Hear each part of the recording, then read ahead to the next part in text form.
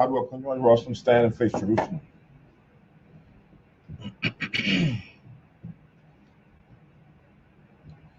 The blessing of the Sabbath. Barakatah Yahweh, Ba'ashem Yahweh Shah, Asherah, Natan Lanawa, HaShabbath, Ba'Shalom, Dowada, Amen. Blessed are you, Yahweh, in the name of Yahweh Shah that gives to us the Sabbath and peace. Thank you, so be it.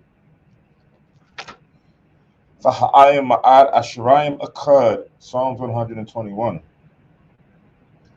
Anya Harayim Ma'ayanyam Ya, O Hahayim Ma'ayan, Yabawa'a Isaiah, Yabawa'a Ma'Yahweh, Shai Shemayim, Wa'arataza, La'a, Yanathan, Lamawat, Regalia, Yala'a, Yanawum, Shashamarka, Hana, La'a, Yanawum, Wala'a, Yayashan, Shashuma, Yashirala, Yahweh, Shemaya, Yahweh, Tazalia, Ya, Yam, Yawamam, Hashemash, La'a, Hakaya, Wairat, La'a, Baliala, Yahweh, Yashimaya, Makal, Ra, Yashimar, Napasha, Yahweh, Yashimar, Habalakia, Wabawa'aya, Ma'aitha, Wa'ai, Iwalam, Basham, Yahawasha, Tawada, Aman. Psalm 121. I will lift up my eyes unto the hills, from whence cometh my help. My help comes from the Lord which made heaven and earth. Do not suffer thy foot to be moved. He that keepeth thee will not stumble. Behold, he that keepeth Israel shall neither stumble nor sleep. The Lord is thy keeper, the Lord is thy shade upon thy right hand. The sun shall not smite thee by day, nor the moon by night. The Lord shall preserve thy day by night. The Lord shall preserve thee from evil. He shall preserve thy soul. The Lord shall preserve thy going out and thy coming in from this time forth and forever. Amen. Shema Yasharella, hear, O Israel. Shema Yasharella, Yahweh, Allah Hayanawa, Yahweh, Akkad. Shema Yasharella, Yahweh, Allah Hayanawa, Yahweh, Akkad. Shema Yasharella, Yahweh, Allah Hayanawa, Yahweh, Akkad. Deuteronomy 6:4. Hear, O Israel, the Lord our power is one Lord. Amen. Zapala Yahweh, the Lord's Prayer.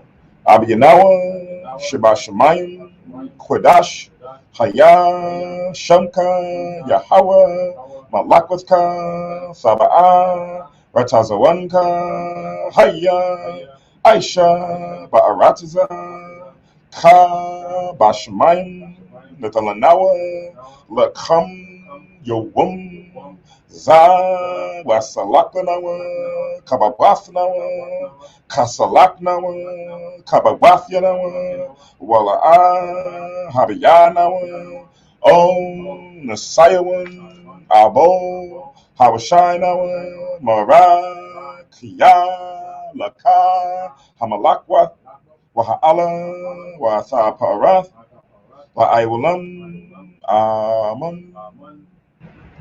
Matthew 6:9. After this manner therefore pray, our Father which art in heaven, hallowed be thy name. Thy kingdom come, thy will be done in earth as it is in heaven. Give us this day our daily bread, and forgive us our debts, as we forgive our debtors. And lead us not into temptation, but deliver us from evil. For thine is the kingdom, and the power, and the glory forever. Amen. Asherah Matazawaf, the Ten Commandments. La'a, Yahaya, Laka, Alahayim, Akarim, Alpanya, La'a, Daisha, Laka, Pasol, Wala'a, Ta'ibadam, La'a, Dalakwaka, Shamwa, Yahweh, Alahayika, Lashua, Zakar, Ath, Hayawum, Hashabath, Lakodashwa, Chabad, Abiaka, Wa Amaka, La'ah, Taratazak, La'ah, Sana'at, La'ah, Saganal, La'ah, Thainah, Shakur, La'ah, Thakhamad, Ko, Asherah, Lara'ayaka, Amun. Says 28:3. Thou shalt have no other gods before me. Thou shalt not make unto thee any graven image or any likeness of anything that is in heaven above, for that is in the earth beneath, for that is in the water under the earth. Thou shalt not bow down thy self to them, nor serve them. For I, the Lord thy power, am the jealous Father, visiting the iniquity of the fathers upon the children, unto the third and fourth generation of them that hate me, and showing mercy unto thousands of them that love me, and keep my commandments. Thou shalt not take the name of the Lord thy God in vain. The Lord will not hold him guiltless that take up his name in vain. Remember the Sabbath day to keep it holy. 6 days shalt thou labor and do all thy work, but the seventh day is the Sabbath of the Lord thy power. And thou shalt not do his work, thou, nor thy son, nor thy daughter, thy manservant, nor thy maidservant, nor thy cattle, nor thy stranger that is in thy gates. For in 6 days the Lord made heaven and earth, the sea and all that in them is, and rested the seventh day. Wherefore the Lord blessed the Sabbath day and hallowed it. Honor thy father and thy mother, that thy days may be long upon the land which the Lord thy God giveth thee. Thou shalt not kill, thou shalt not commit adultery, thou shalt not steal, thou shalt not bear false witness against thy neighbor. Thou shalt not covet thy neighbor's house, thou shalt not covet thy neighbor's wife, nor his manservant, nor his maidservant, nor his ass, nor anything that is thy neighbor's. Amun. Yeshabah, be seated.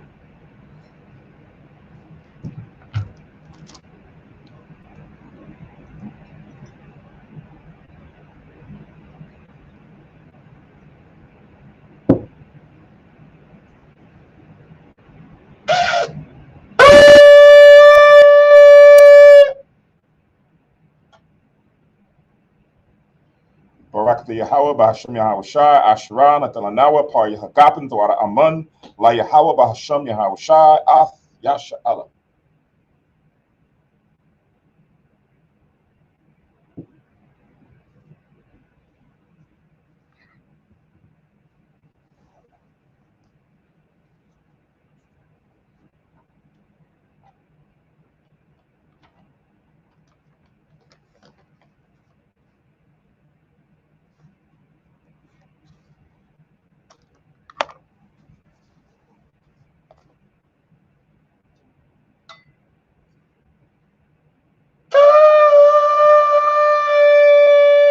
I model upon your Jerusalem, stand and face Jerusalem.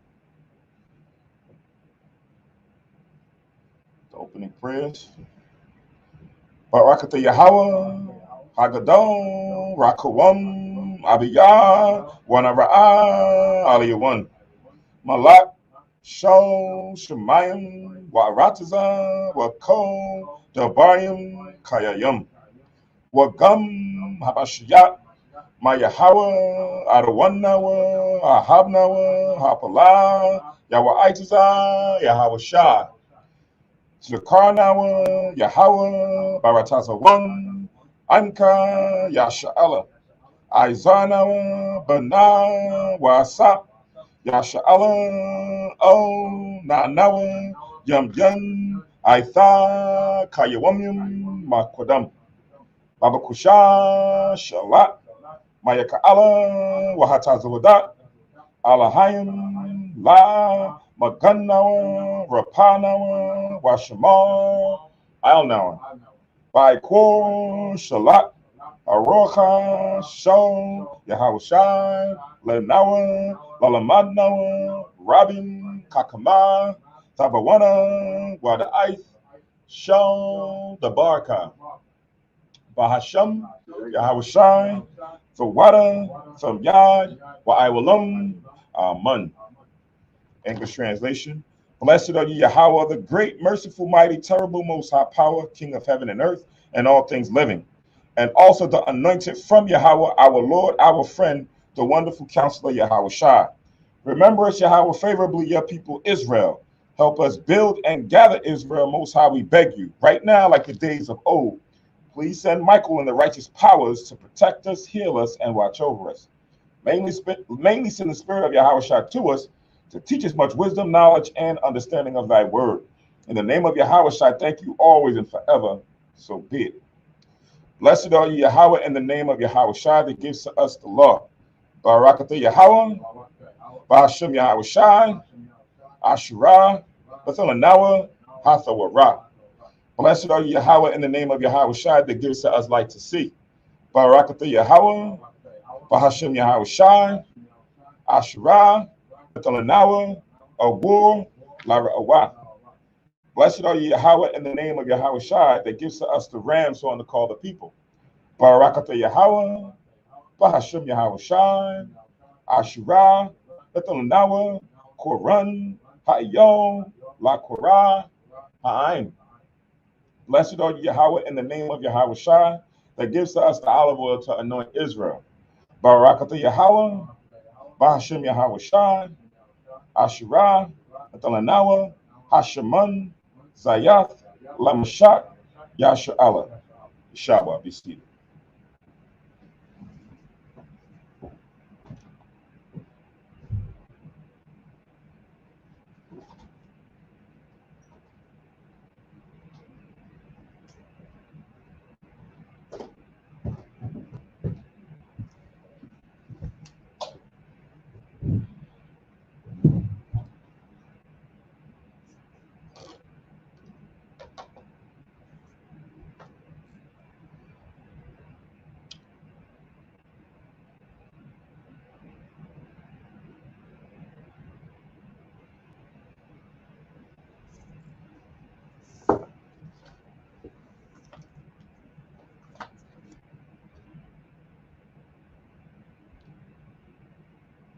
Right? Shalom, shalom. Peace and blessings to the brothers and sisters within the nation of Israel, scattered throughout the four corners of the earth. Happy Sabbath, as well as happy fifth day of the feast of the rededication of the altar. All right, so it's kind of like a holy day of holy days because we have the Sabbath, we're still in the feast week, and then at sundown is going to be the new moon. So we have a consecutive array of holy days where we come and we worship before the Most High and enjoy and have a festive occasion as it pertains to fellowship, as it pertains to eating, drinking with measure on the Lord's Sabbath day, high holy day, feast days. Again, happy Sabbath, happy feast of the rededication of the altar, also known in the Hebrew as Hanukkah, English Hanukkah, as well as the upcoming 10th new moon. All right, Most High's will, everyone is in good spirits. Everyone is feeling tawab. I know that there's some who are physically under the weather, going through some colds, flus, and things of that nature. Most High's will, you're getting stronger, you're getting better. But most importantly, your mind, you are at least attentive to be able to listen in and participate in the Sabbath service upcoming. My name is Kahana Priest Samak. This is Hayasharala Kanas, where we teach the Most High's will, which is his law, which pertains to the laws, statutes, and commandments found in the Holy Bible, all 80 books, Old Testament, New Testament, also the hidden books known as the Apocrypha, found in the King James 1611 version of the Bible, which was the original comprising of the books of the Lord, all 80 books, right? We normally deal with the 66 books, but with the other 14 makes it total 80 books. That is the will and history, prophecies, law of the Most High. Found there, you will see dietary laws, ceremonial laws known as holy days, moral and civil laws, history, prophecy, fruits of the spirit, testimonies, so forth and so on, all found to uplift us, guide us, and steer us in the direct path to righteousness through the example left by Yahweh Shah, which we commonly known as Jesus Christ, right? This intent, this will is primarily given to the 12 lost tribes of the nation of Israel, right? And those 12 have been identified based on the history and the things that we read throughout the scriptures, geography, and everything else that lets us know that those whose ancestors on their father's side, going back at least 3 to 4 generations, where you now see yourselves as the so-called Negroes found throughout the diaspora, throughout North, Central, and South America, coming on cargo slave ships from the so-called West African continent, right? The West African region on the continent of Africa, You are known as a portion of the 12 lost tribes of the nation of Israel. So-called Negroes, so-called blacks, African Americans. This represents you. You are a portion of the 12 lost tribes. Then you have the so-called Hispanics found throughout Central and South America. So-called Mexicans, so-called Brazilians, so-called Peruvians, Chileans, Colombians, so forth and so on. If your ancestors going back on your father's side, right, not the gringo, but the actual Native American indigenous people, 3 to 4 generations on your father's side, you will also represent a portion of the 12 lost tribes of the nation of Israel. And then you have the so-called indigenous Native American Seminole Indians found throughout Canada and North America. You also represent a portion of the 12 lost tribes of the nation of Israel. Collectively, all of us are the lost nation. We are now found. We are now have been identified. The Most High has raised up men. He's raised up prophets, seers to come out and now teach this word through the Spirit to raise up the 144,000 men that's prophesied in the book of Revelations, the 7th chapter, which will be the new government reigning with Christ. When you read in Revelations 20 and 21 chapter, that lets you know that we will be the ones who will be ruling next in the world, right? Under the auspices and guidance of the Most High's laws and statutes and commandments. This will be the new doctrine. This will be the new, what do they call it? Declaration. The laws that we follow here in society is going to be trashed. The Bible is going to have a resurgence. It's going to be the new doctrine, the new constitution, the new book that everyone is going to follow in the coming years. So most of us say we believe this Bible. Most of us say that we follow this word, but not according to knowledge, as we read in the class last night. Romans 10, 1 and 2 to 3 lets us know that most people have a zeal, but not according to knowledge, not according to the actual writings that you see in the Bible. So today, we're going to continue going through what we normally do on the Sabbath day, go through the lessons, go through the chapters in the book. We're going to be in the Old Testament today. We're going to be reading the last chapter of Ruth, first chapter of 1 Samuel's. I don't believe it's going to be that quick of long of a Sabbath service. It should be somewhat moderate. And then also we're keeping in mind that today is the feast of dedication. So you are allowed to cook. So this is a festive day, even though it is a Sabbath day. It's not a day that we need to go out and start shopping and doing other things, but it is a day of feasting, meaning cooking and sacrificing for the day and enjoying it according to the spirit that we read when we read during the history of the rededication of the altar. So you make you a nice breakfast, cook you some eggs, bacon, turkey bacon, beef bacon, all lawful meat, of course, and then enjoy the rest of the day, depending on what time we finish the Sabbath. At sundown, we'll be coming right back. Well, not at sundown, because the sun goes down at about 5, almost 5 o'clock, 4:45, 5 o'clock. Sometime around 7:30, 8 o'clock, we will do a new moon service. And then also, again, enjoy cooking on the Most High's feast day. All right. So that was just a big tidbit, but we now get into the Sabbath service class, which we're going to be reading Ruth chapter 4. We're going to be starting off with Ruth chapter 4. Just give me 1 second. Let me get the incense going again.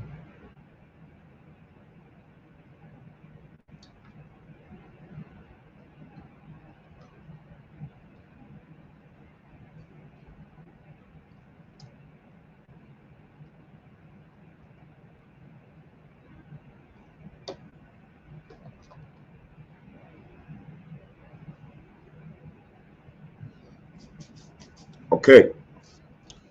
So Ruth chapter 4.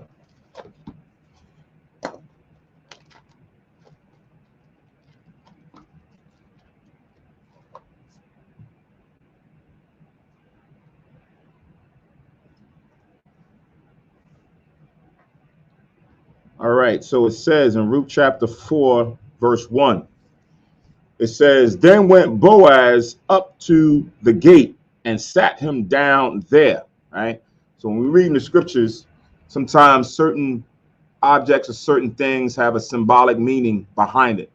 So when it says when Boaz went up to the gate and sat him down there, he wasn't just randomly just going to a gate and sitting on a gate or near a gate. The gate symbolized where the elders or the leaders were normally at so that they can deal with counsel and judgment in certain things, right? Let's get an example of that found in the book of Deuteronomy. Deuteronomy, the 21st chapter. Deuteronomy chapter 21 and verse 18. Khan Bakwad, if you could read that Baba Kushar while I look for this this next one. Deuteronomy 21 and verse 18. Deuteronomy chapter 21,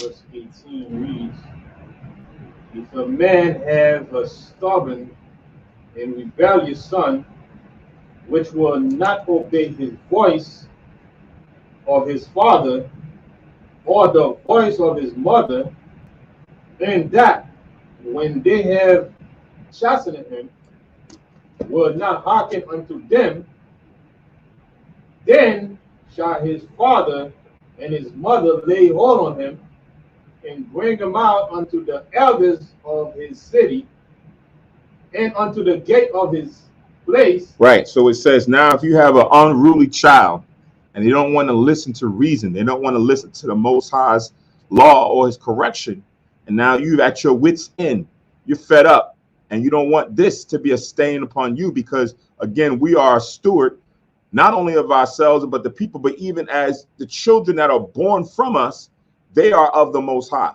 right? These are the Most High seed. So we now have to deal with them as the Lord sees fit, and not how we see fit.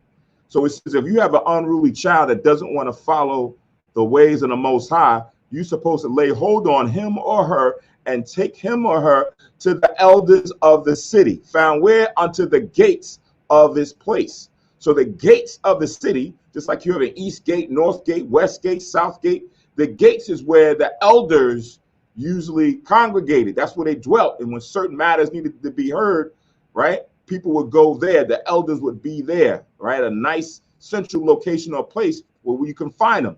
So it says they should lay hold on him and bring him to the elders of the city unto the gate of his place. Read on.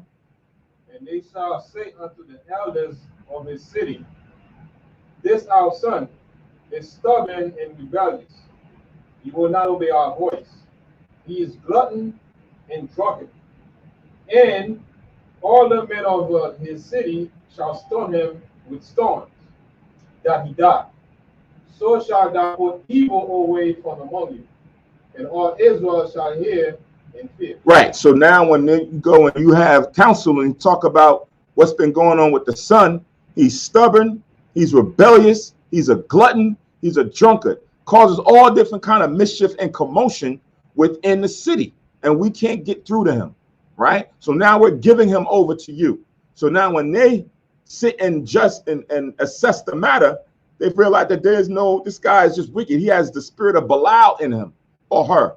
So now you got to go and say, you know what, there's no dealing, and so that we don't allow this spirit to be a cancer or a leaven within the nation, he has to go. So the elders will make that judgment, and then that he or she has to be stoned with stones, right? That's a harsh punishment. It's a harsh thing to see that the elders will make that judgment, but it's in the laws of the Most High. That individual has to be stoned to death, right? But now the synopsis of going here was because this is where it leads to the gates of the city where the elders dwelt, right? So we like to sometimes always try to get as much or absorb as much information out of these verses as we can. And sometimes it leads us into other things that might be, you know, new to some of us, that we never knew these things that was in the law. We never knew that the Most High had this type judgment in there for our unruly children. Imagine how many kids out here now will be put to death by the elders of the city because of the way they act, right? To remove sin within the nation. That's why it says that last part. It says, thou shalt put evil away from you, and all Israel shall hear and fear. The fear part becomes in when you see and if you observe somebody's skull getting cracked open with a stone. You say to myself, oh man, it's like a lasting image in your mind, in your face. And you say, no, I don't want that to happen to me. right? So you choose otherwise, all right? Also, Lamentations chapter 5. This is going into when we came into the Babylonian captivity, how all the joy that we once had turned into mourning, right? Our system of order and everything that we had in the past, that all ceased, it all went away. And now it's going to use um, the same type language that we just read in Ruth. So this is Lamentations chapter 5, verse 14. It says, the elders have ceased from the gate, the young men from their music. So when it says the elders have ceased from the gate, that means you do not find order, or you don't find reason or judgment there at the gates of Israel anymore, because the elders are gone away. They've been taken into captivity.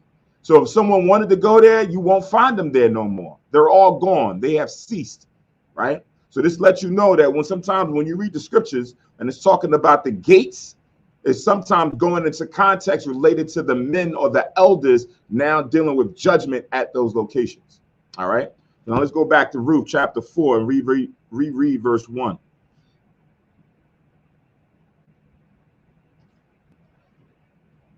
Back to Ruth chapter 4, verse 1. It says, then went Boaz up to the gate and sat him down there. And behold, the kinsman of whom Boaz spake came by, unto whom he said, ho, such a one, turn aside, sit down here. And he turned aside and sat down, right? So now Boaz, because remember, we was dealing with the sister Ruth, the sister Naomi, right? The sister Naomi, who had a husband and two sons. Her husband died and her two sons died. Her two sons were married to these Moabite women. So now she left where she was in the country of Moab and came back home to Jerusalem. They left because of the famine. Now when they come back home, she's now dealing with the affairs of her husband and her sons. So now it's coming up where the land that they once inherited, now it has to be transferred over to someone else to keep that going, because the Most High made that a law. Once the lots of Israel was now given during the time of Joshua, each tribe had to maintain those lots, right? That inheritance could not go to someone else. So it had to go to someone within your tribe. So Boaz is one of those near kinsmen, as well as this other gentleman that he's speaking to. So now they're coming to the elders of the city, which is at the gate, to now resolve the matter. How is this now going to go down? So now in the language, when they use it, it says, unto whom he said, ho, such a one. Now, when we read it in the Apocrypha, in the book of Sirach, it tells you to be careful with some of the translations. Sometimes some expressions don't always translate into different languages. We know that just through normal occurrence. If you deal with people who speak different languages, they'll say, yeah, what we say in Spanish sometimes can't be translated over into English. Or sometimes what we say in Creole, it doesn't have a direct relation to a translation over in English. I can give you something close to it, but it doesn't closely translate to the English words, right? So when it says ho such a one, you really thinking of this old English British type language. But this is just how they translate it in here. It's as if someone say, yo, come here, come sit down. Yo, over here, right? That's how we talk today. But now if you wanted to translate yo into another language, you got to say, well, what other word can I use for that, right? Because sometimes it don't do a one for one. So it seems weird when it says, oh, such a one. You're like, yo, this is supposed to be us. We don't talk like that. So let me read this in the Apocrypha, just so that some of us can have a point of reference. Go to the book of Ecclesiasticus, but I want you to go to the prologue of the wisdom of Solomon, so like the prologue of the wisdom of Jesus, the son of Sirach. Page 70, if you have a red Apocrypha, right? Page 70. So now on page 70, the prologue, which is the second one, not the prologue made by an uncertain author, but the prologue of the wisdom of Jesus, the son of Sirach, right? I'm going to go somewhere down to the middle. a little bit 2/3 down where it says, wherefore let me entreat you. That's what we're going to read from. Again, this is Ecclesiasticus, the prologue of the wisdom of Jesus, the son of Sirach. The second paragraph, go about 2/3 down, and the first word in the sentence says, wherefore, right? Like directly down in the middle. So when you read it, it says, wherefore let me entreat you to read it with favor and attention, and to pardon us, wherein we may seem to come short of some words, which we have labored to interpret. For the same things uttered in Hebrew and translated into another tongue have not the same force in them. And not only these things, but the law itself and the prophets and the rest of the books have no small difference when they are spoken in their own language. So when they comprised the book of Ecclesiasticus, they said, hey, read this with favor. Some things that we want to translate don't always have that one-for-one meaning.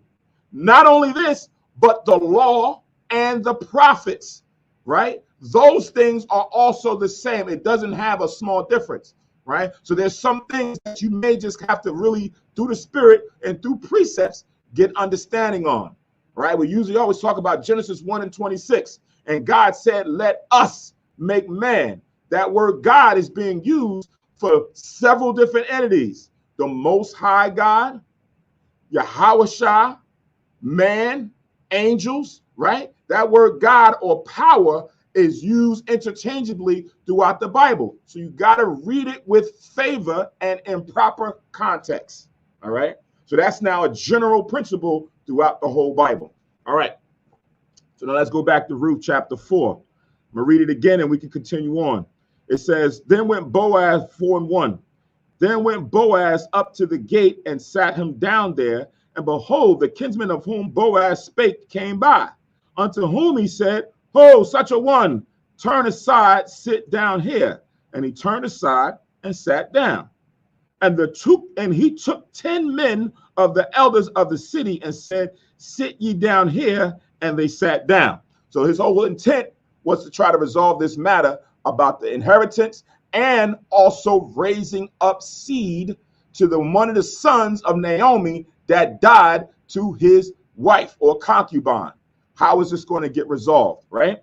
It says, verse 3, and he said unto the kinsman, Naomi, that is come again out of the country of Moab, selleth a parcel of land, which was our brother Elimelech's, right? So this was her husband, Naomi's husband, had a parcel of land that was their inheritance, right? So now he says, this is what we're trying to come and resolve, this matter of what's going to happen, because Naomi, being a woman, has to make sure that this land doesn't get translated to someone else, has to sell it to one of her husband's or families or his family's kindred. These two men fit the bill, right? So these 10 elders are now going to try to resolve the matter. They're going to be the witnesses to what's now going to transpire, right? It says in verse 4, and I thought to advertise thee, saying, buy it before the inhabitants and before the elders of my people. If thou wilt redeem it, redeem it. But if thou wilt not redeem it, then tell me that I may know.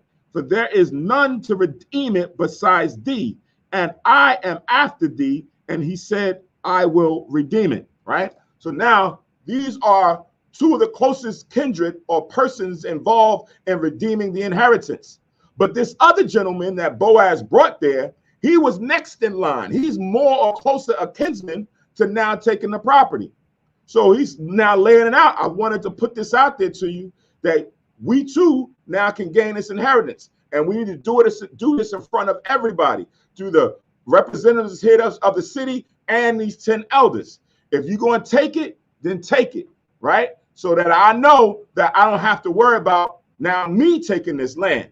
So the gentleman who's unnamed, he says, come, I'll take it, no problem, right? Because now he's about to get an inheritance of land.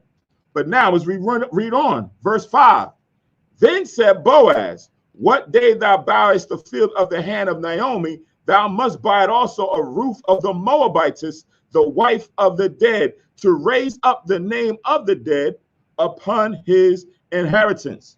So now this is just not a one for one, it's a two thing, right? This is twofold.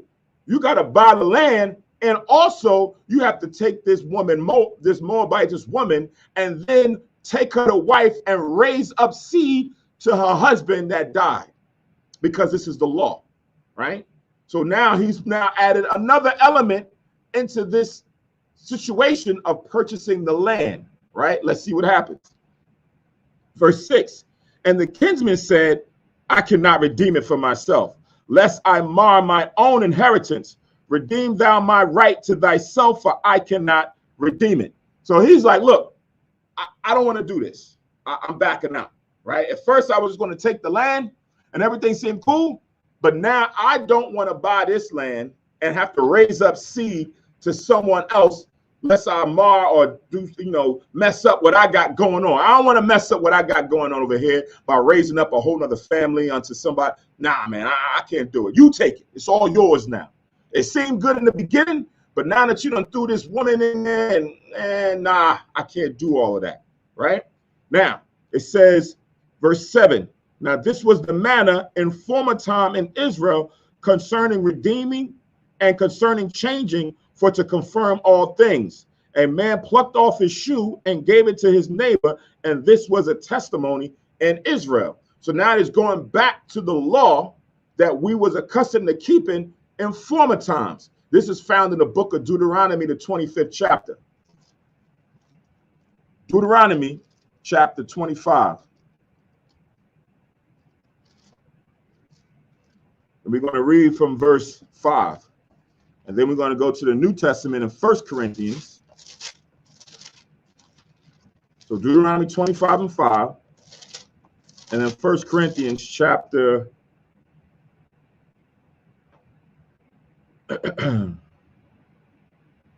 chapter 10. All right. So Deuteronomy 25, verse 5. We're going to read to 10, and then we're going to go to 1 Corinthians chapter 10 and verse 23. Come, Paquad, if you could read that, Bible Kashah.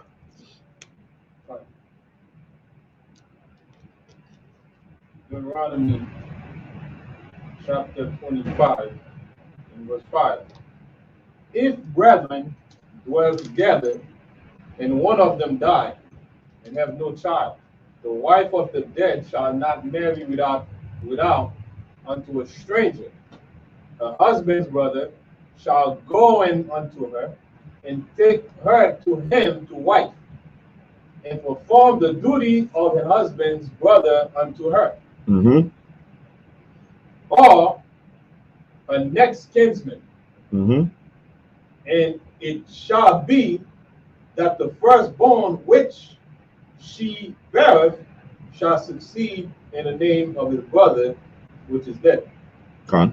That is name be not put out of Israel. Right. So in order to keep inheritance and things in order, right, the Most High had a system that said the woman, if her husband died having no seed, no children, the nearest kinsman of him now needs to come and marry. The brother or nearest kinsman now needs to go and marry that woman and raise up seed to his name so that his inheritance stays the same, right?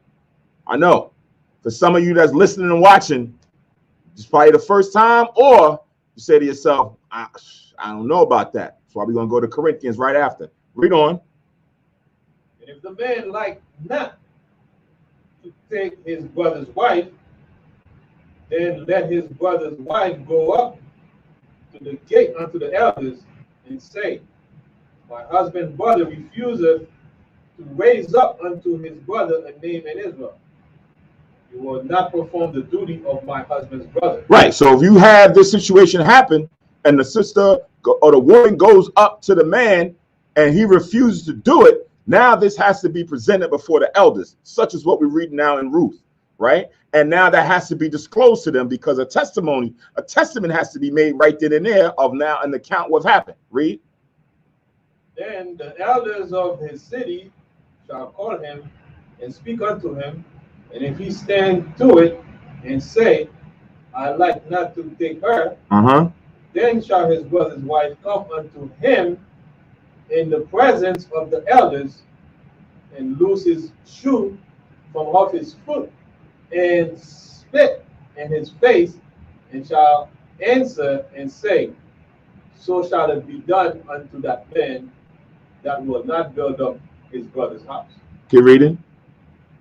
And his name shall be called in Israel the house of him that had his shoe loose. Right. So now here it is. Once the elders come and confirm it with this man, that listen, you don't want to raise up seed to your brother that's of your nation, so that this order cannot go into, going from one to the next.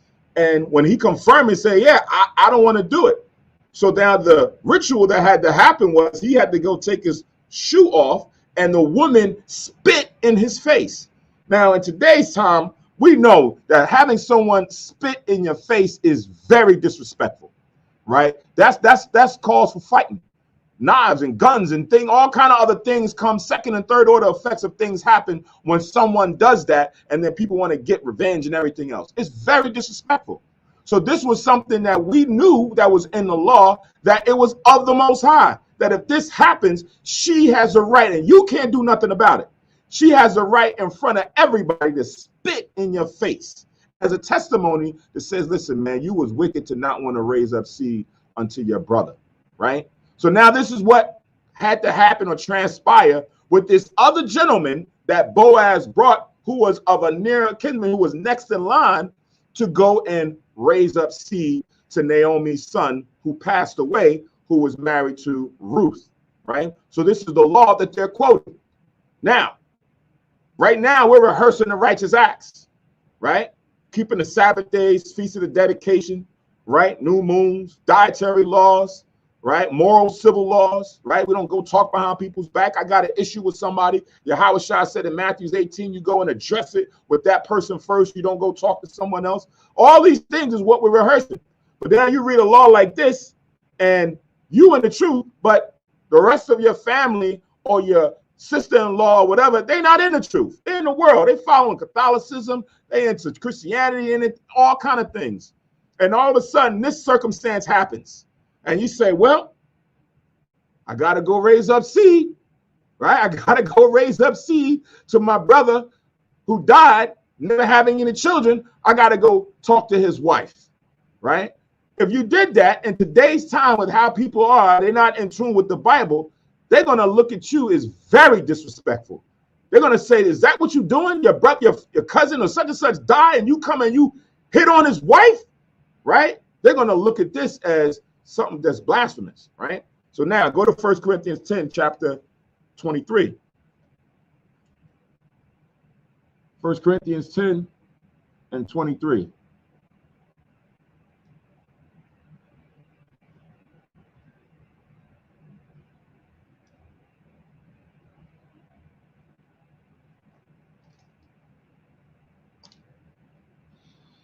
So now 1 Corinthians 10:23 says, all things are lawful for me, but all things are not expedient.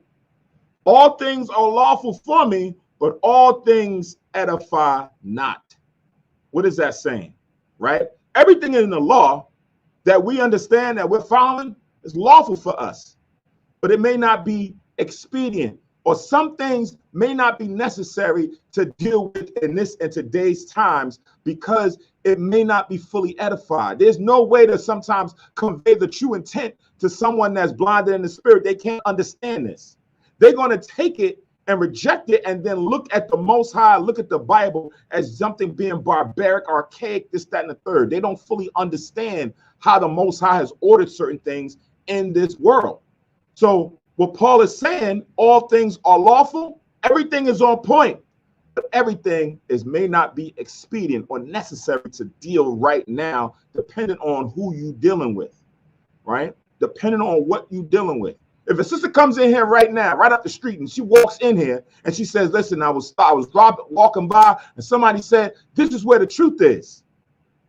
This is where the truth is. And I have tons of questions. Brothers, can you help me out? And she comes in here and unknowingly, she's unclean. She's on a menstrual cycle. And, she comes in here and she's telling us a story. I just broke up with my boyfriend. He wanted to have sex with me, but I'm on my menstrual and I didn't want to do it. And he beat me up and this, that, and the third. Right off the bat, I know that she's unclean.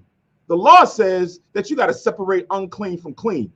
What I just say, well, what sister you want? You got to go. You got to get out of here, right? And she may not understand, like, listen, you're unclean right now, sister. And she might say, what? I'm unclean?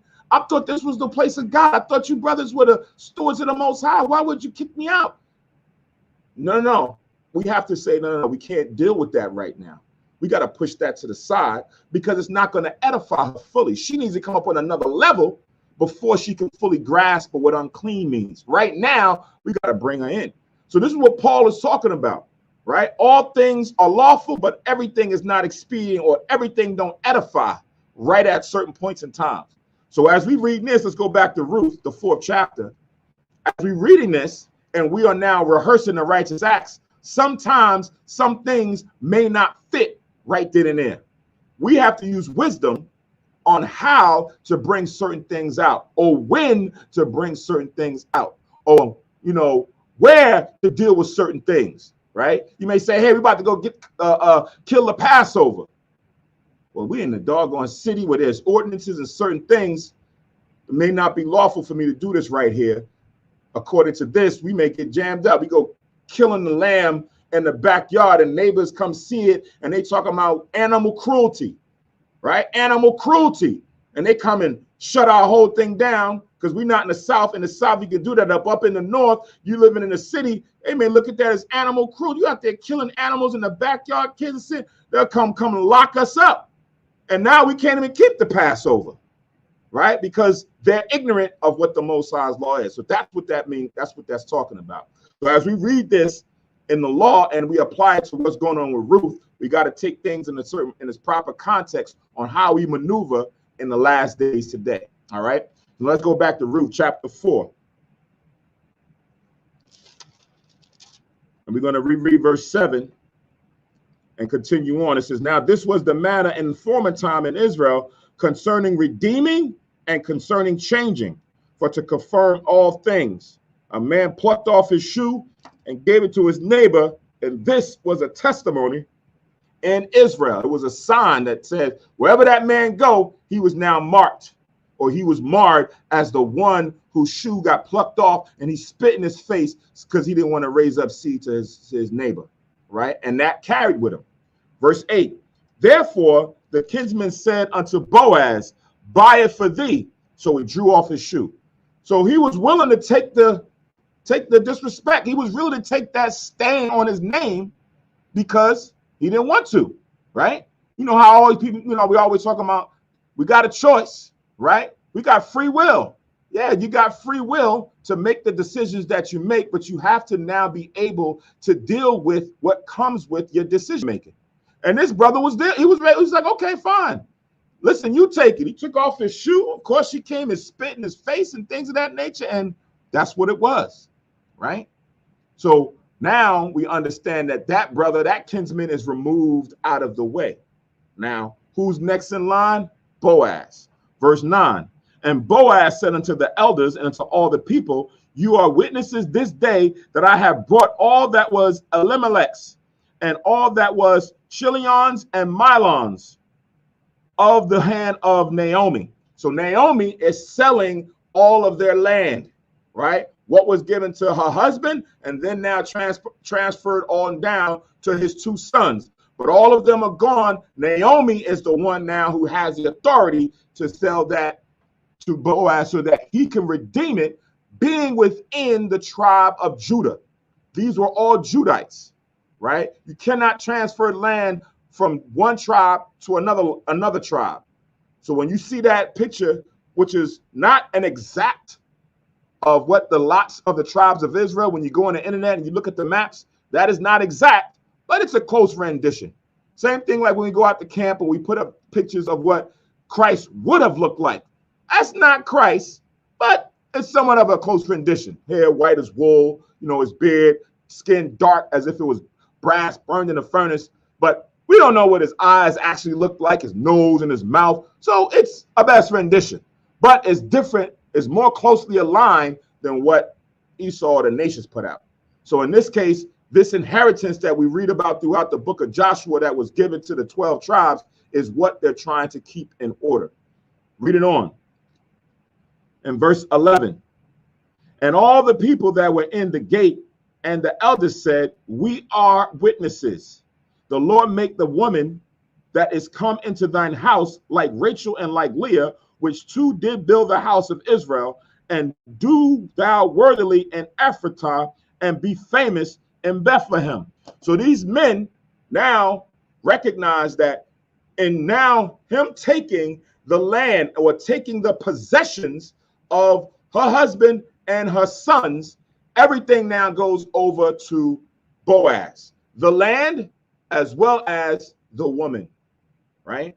As well as the woman. So when he bought the land, he also bought this woman, and now he has to take her as his wife and rear up seed according to the law that we read in Deuteronomy 25, 5 to 10, right? Read it on.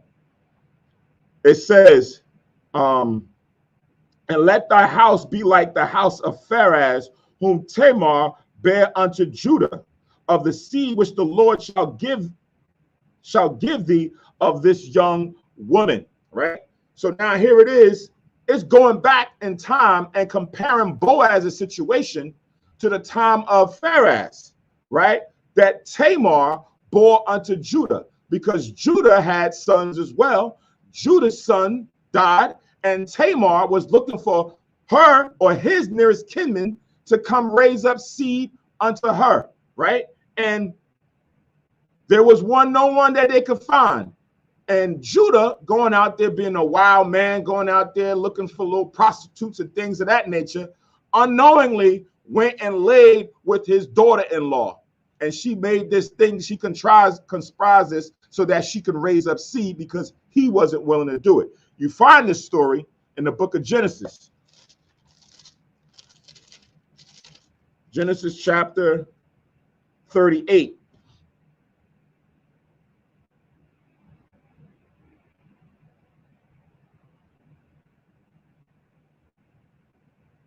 So Genesis chapter 38, and I'm going to start from 1.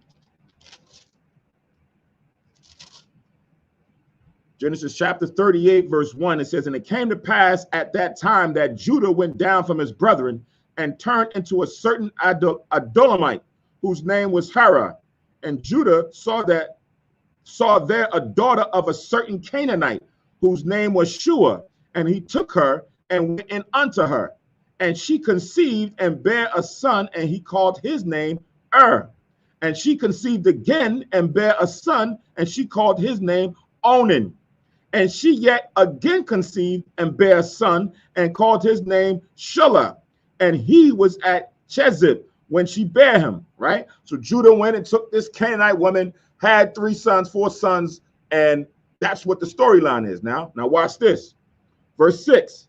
And Judah took a wife for his firstborn, whose name was Tamar. And Judah firstborn, was wicked in the sight of Yahweh, and the Lord slew him. So now here it is. Judah went and found a wife for his firstborn son, but was so wicked that the Most High couldn't deal with him much longer, and he took him off the face of the earth. So now here it is. Tamar, who was once married to Judah, didn't have any children. Same scenario. What happens? It says, verse 8, and Judah said unto Onan, go in unto thy brother's wife and marry her, and raise up seed to thy brother. So now Onan, which was his brother, right, after he was the next in line, eldest afterward. He was now that had the right to go in unto his sister-in-law and raise up seed to his brother that just died, right? This was the order back then. Verse 9. And Onan knew that his seed should not be his, and it came to pass when he went in unto his brother's wife that he spilled it on the ground, lest that he should give seed to his brother. So Onan, in his mind, wicked mind, this is what he did. He's now, okay, daddy, I hear what you're saying. So he goes and sleeps with Tamar, but in his mind, he's saying, but I don't want to raise up seed. I just want to enjoy the act of sex. So when it gets to that point, he does what we call in society, pulled out and spilled his seed all on the ground, on the floor, and did not impregnate her like he was supposed to according to the law, right? It says in verse 10, and the thing which he did displeased the Lord, wherefore Yahweh slew him also, right? So what he did, that act was wicked, right? It would have been more respectful if he would have just went and did like this other gentleman did and said, no, I don't want to do that. But he went and humbled her and went and had sex with her, but did not go through the full act. So the Lord was he was upset with him, slew him. Verse 11, then Judah said to Tamar, his daughter-in-law, remain a widow at thy father's house till shall I my son be grown. For he said, lest peradventure he die also, as his brothers did. And Tamar went and dwelt in her father's house. So his other son that was next in line, wasn't of age yet for him to go marry his brother's wife. So he said, listen, go back home with your father, be a widow until he get grown. But Judah was apprehensive of wanting even his son to go deal with her, right? Because he done had his sons die. He thinking the same thing is going to happen. Now, when you read on down, Judah now wants to go and deal with some whores, right? Right? That's what he conspired in his mind. Let's read. And in the process of time, the daughter of Shula, Judah's wife, died. And Judah was comforted and went up into his sheep shearers to Timnath, he and his friend Hira, the Adumite. And it was told Tamar, saying, behold, thy father-in-law goeth up to Timnah to shear his sheep. So now after a while, we realizing that, it's a long time that's going on. And this person's that she's dealing with dies. So now, of course, she's gonna get restless. She's gonna say, man, this is ridiculous, man. Because what's going on? I was supposed to be giving someone else to raise up seed to my husband who died. Judah told me to go chill, and it's been too long. What's going on? Verse 14. And she put on her widow's garment off from her and covered herself with the veil and wrapped herself and sat in an open place, which is by the way to Timnath. For she saw that Shelah was grown, and she was not given unto him to wife. When Judah saw her, he thought her to be an harlot, because she had covered her face. And he turned unto her by the way and said, go to, I pray thee, let me come in unto thee. For he knew not that she was his daughter-in-law. And she said, what wilt thou give me, and that thou mayest come in unto me? And he said, I will send thee a kid from the flock. And she said, wilt thou give me a pledge till thou send it? Meaning, I need something that's going to be of use, something tangible. So he who thought he was going to just deal with this whore told her, listen, go over here, wait there till I come. I'll get there. She's like, well, how I know you're going to come through? I'm going to send you a kid. I need something else, right? I need something else. So she knew who he was. He didn't know who she was. Now, for those that's out there, that's when you read this story, do not get it confused, because some of you probably read this and say, well, Judah was one of the patriarchs of the 12 tribes of Israel. I see that Judah had the intention of going down there and dealing with a harlot. The Lord said there should be no daughters, no whores in the daughters of Israel, nor should any man go out there or woman and fornicate. This is fornication that he's doing, right? Then look at, he's dealing with a harlot and doesn't want to take responsibility after he has sex with her. Most people think that just because you are a patriarch or you are someone in the scriptures that you are perfect, that you did no sin, that you did no wrong. That is not the case, right? Some of our great men fell victim to doing some senseless sins, right? King David is one, right? Dealt with adultery and murder, but he was still a man after the Most High's heart when you read the scriptures. So he was not someone that was without sin, as well as a lot of other ones were. So we see that when you read this, that you may say, oh man, Judah was dealing with, oh, I guess it's okay. Do not get that misconfused. That is not lawful to the Most High for a person to do. But all things happen sometimes for a reason when you read the scriptures based on what the Most High is trying to bring forward. Remember, we went here because this is now being made in reference during a time of Ruth with Boaz, right? Ruth and Boaz is now brought back to this scenario and now is going to carry the same type vibration moving forward. So now, reading on, it says in verse 17, verse 18, it's a lot. And he said, what plan shall I give thee? And she said, thy signet and thy bracelet and thy staff that is in thine hand. And he gave it to her, and he came into her, and she conceived by him. And she arose and went away and laid by her veil from her and put on the garments of her widowhood, right? So now she took his signets, bracelets as a token. This is for her, right? She wanted something that she can keep for herself after he went in and laid with her. When you read further on in the story, it's going to be used as a sign to let him know that he went and slept with her because he gave it to this woman who he thought was a harlot. And the product that came out of that was Pharez, right? That was a son that came out of this union or this act that happened between Judah and Tamar, the son Pharez, that was supposed to be raised up unto her by the rest of his siblings. And that didn't happen. Judah was reluctant to let it happen. So she conspired and went in and allowed Judah to be the one to raise up seed unto her husband that died, right? So now when you read further on, it's a lot. You can read, it went back and forth. I didn't know the staff and everything else. It's a good read. But that is the product of what came out of this son Pharez that is now being used when you jump down to verse 29. And it and it came to pass as he drew back his hand that behold, his brother came out and he said, how hast thou broken forth? This breach be upon thee. Therefore, his name was called Pharez, right? Pharez, that is the son by whom they are now looking to reference to what is going on with Boaz, right? So Tamar had two sons, Pharez and the other one Zerah, but we're dealing with Pharez, right? Which was the breach. Now, again, let's go back to Ruth. Again, write that chapter down. Write that chapter down. Genesis chapter 38, the whole chapter. Read it. We're dealing with Pharez. One thing I want to say, you touch on it. I just want to say this, like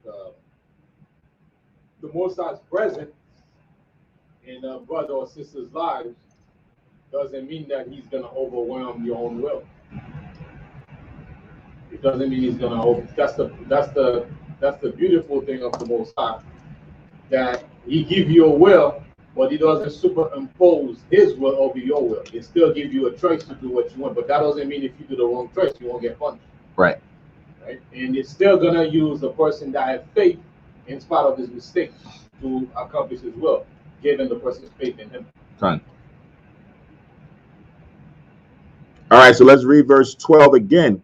It says, and let thy house be like the house of Pharez, whom Tamar bare unto Judah, of the seed which the Lord shall give thee of this young woman.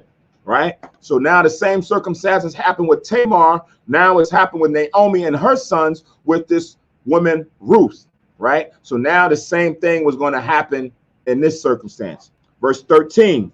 So Boaz took Ruth, and she was his wife, and he went in unto her. The Lord gave her conception, and she bare a son, right? So now Boaz takes the land, he takes the woman Ruth, becomes his wife, and he lays with her, and they have a son, right?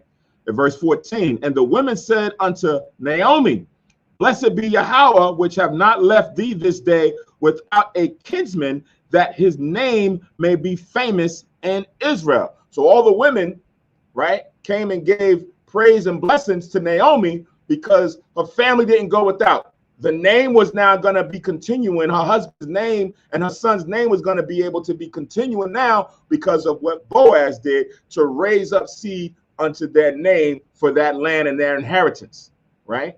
So that it would now stay within Judah, that it wouldn't go somewhere else.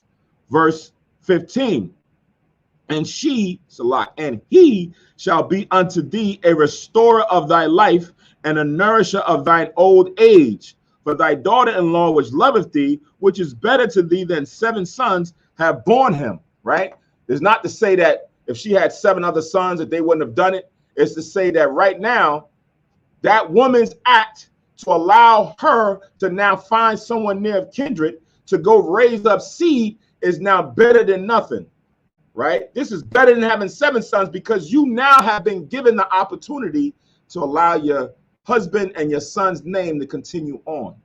Usually, sometimes when you look at husbands and wives, a wife, you know, being wanting to love her husband, also wants to raise up seed to her husband, to raise up a family, right? And in these cases, they want to have their legacy because they are joined to them. Once a woman marries, she leaves her father and his name, right? That was her maiden name, and now she takes upon the name of her husband. Even though she's a daughter of that man, she's now joined to her husband. And their legacy and their union now produces these children. And they want to continue that on. But now let's just say Naomi had girls, right? Because she had 2 sons and all girls. And Elimelech had all girls. What would then happen? Because now they are the product and they are alive. What would happen as it pertains to that union or the inheritance continuing on, right? Let's go to the book of Numbers. Numbers chapter 36.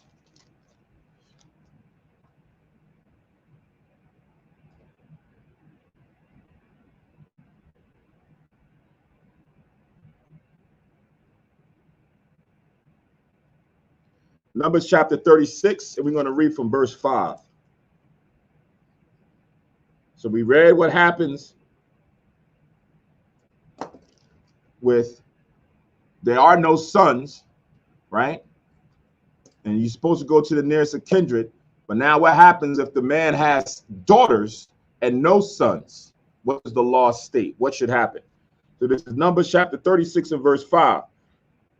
And Moses commanded the children of Israel according to the word of the Lord, saying, the tribe of the sons of Joseph have said well, because, and when you read the story from verse 1, there was 2 daughters that was of the tribes of Joseph, whose husbands died, and now they are looking to see what's going to happen with the inheritance that's left to them.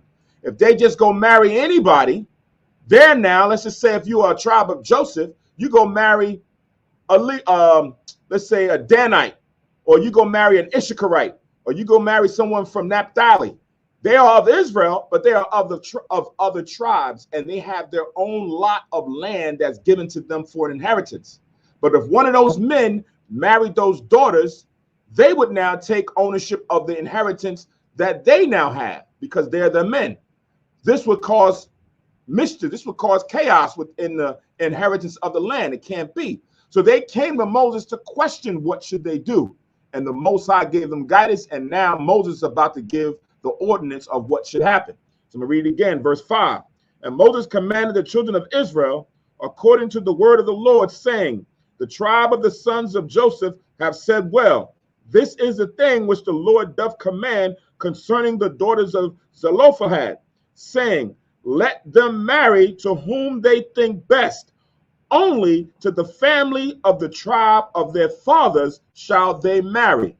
So shall not the inheritance of the children of Israel remove from tribe to tribe. For every one of the children of Israel shall keep himself to the inheritance of the tribe of his fathers. Right? So these daughters of Joseph, they can go marry who they want, but they have to marry within the tribe of their fathers, so that the inheritance can stay within that boundary. You go marry someone else, they're now going to come in. You can imagine if you look at the map and you see the color codes, you start seeing little blotches and dots within the map, because now somebody else done came and took that inheritance. To make sure that that does not happen, this was the law. Verse 8, and every daughter that possesseth an inheritance in any tribe of the children of Israel shall be wife unto one of the family of the tribe of her father, that the children of Israel may enjoy every man the inheritance of his fathers. Neither shall the inheritance remove from one tribe to another tribe, but every one of the tribes of the children of Israel shall keep himself to his own inheritance. Now, if you are a person who has sons and daughters, and the son is there, he's next in line, and he has now taken the inheritance, and he has sisters. The sisters can marry who they want of any tribe, right? Because the inheritance has not fallen upon them. It's now on their siblings, the brothers.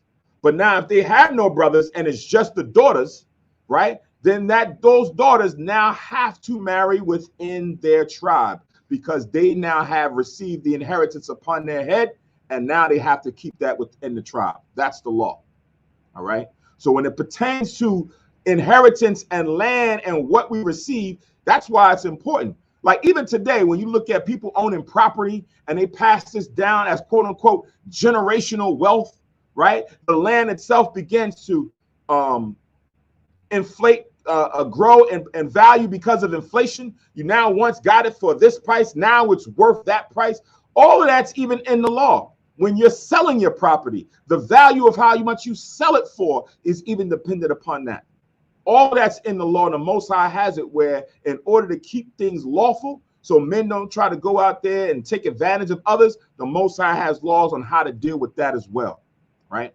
So this is just the ordinance now that we're reading that has different leaves, second and third order effects that we're reading in Ruth, but has other tentacles to deal with other matters as well, all right? So let's go back to Ruth chapter 4. And we have verse 16. Ruth chapter 4 and verse 16. So now verse 16 says, and Naomi took the child and laid it in her bosom and became nurse unto it, right? So here it is, Naomi. We went through this back in Ruth, the first chapter, going back to Genesis, right? Where the same things transpired, where the actual person, the Israelite, was the one who nursed the child. Same thing with Moses. When Moses was born and they went out to go and kill the firstborn, Moses' mother put him down the river in a basket. The Egyptian woman came and took him. And when she knew and found out who he was, Moses' mother nursed him up to a certain point, right? When they're nursing to a certain point or weaning them to a certain point, it usually is somewhere at a time when they're off taking breast milk and they're able to eat solid foods. So now they can go and eat and deal with other people. But now once they're nursing, they're now getting the milk has, I forgot what it's called in it. There's a certain type of immune thing and a lot of other things that's inside of breast milk that now goes to the children, that's coming from out of the people.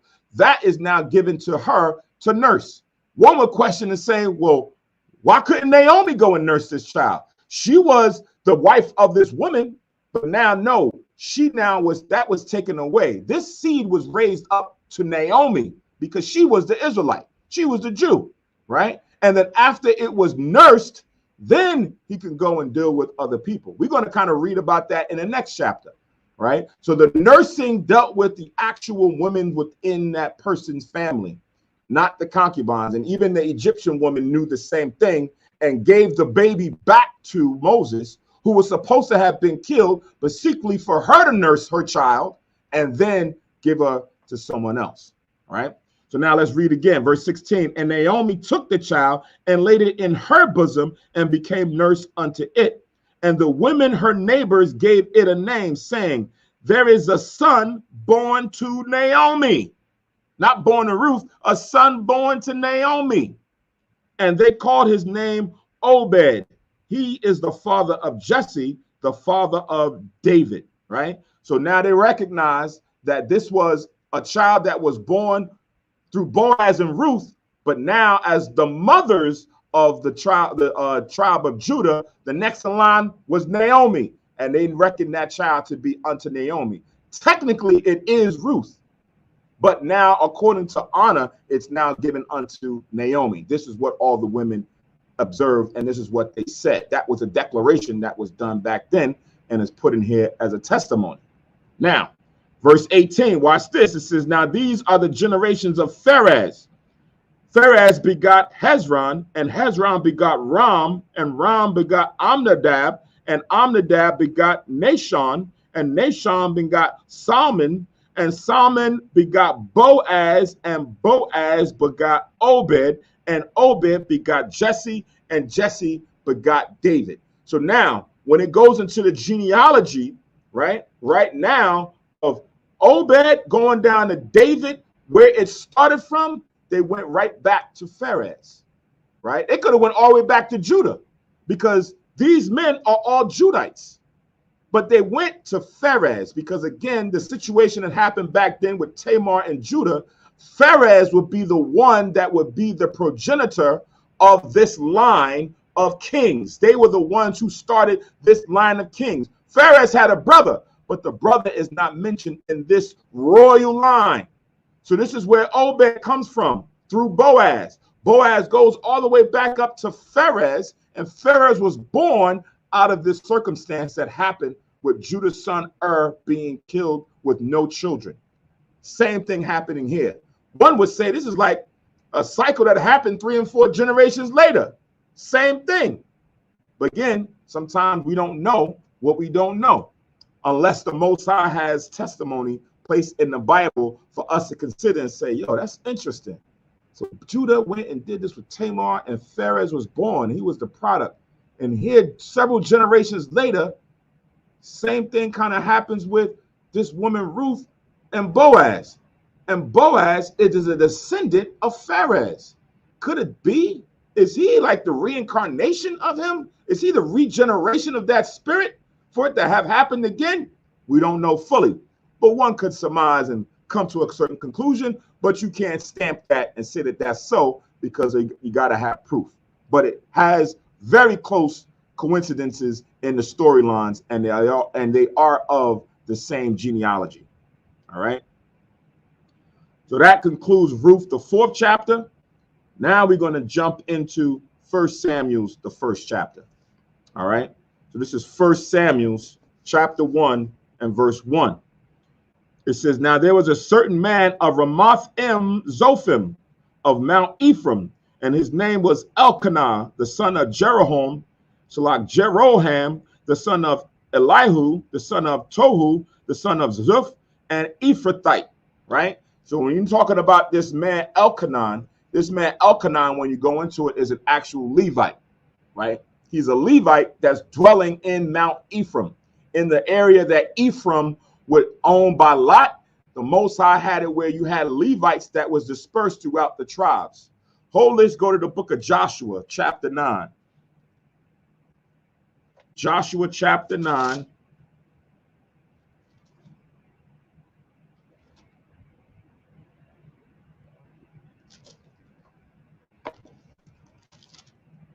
Give me 1 second.